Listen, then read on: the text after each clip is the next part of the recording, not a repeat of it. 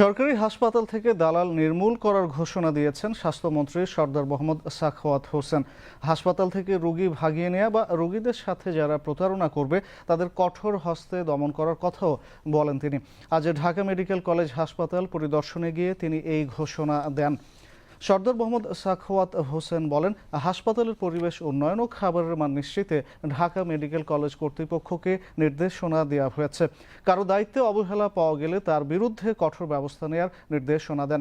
স্বাস্থ্যমন্ত্রী এ সময় উল্লেখ করেন, সরকারের সম্পদ সীমিত, এই সীমিত সম্পদের মধ্যে জনগণকে স্বাস্থ্যসেবা নিশ্চিতে কাজ করছে সরকার। ঢাকা সহ সারা দেশে রোগীদের সেবা নিশ্চিতে সরকার বদ্ধপরিকর। আমি প্রায় ইমার্জেন্সিগুলি দেখেছি, অনেকগুলি ওটি দেখেছি।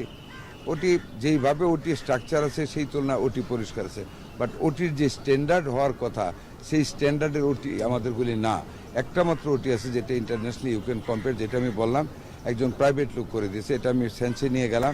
আমরা চেষ্টা করবো ওটিগুলিকে ওইভাবে রূপান্তরিত করার, যাতে করে রুগীরা ওটিতে গেলে মনটা ভালো হয়ে যায়, যেন একটা ভালো জায়গায় আসছি। আমাদের অপ্রতুলতা আছে, আমাদের সাপোর্টিংয়ের অভাব আছে, ম্যান পাওয়ার কম আছে, অ্যাকোমোডেশন ফেসিলিটিস কম আছে, আর কিছু কিছু জায়গায় যেমন লন্ড্রি ওয়াশিং নিজস্ব কোনো প্ল্যান্ট নেই।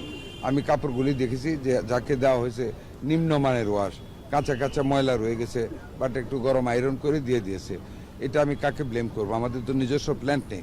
তবে আমি ডিরেক্টর সাহেবকে বলেছি কন্ট্রাক্টরকে ডেকে তাকে বিল কাটার জন্য এবং থ্রেট করার জন্য, যাতে ভালোভাবে ওগুলি আসে আর কি।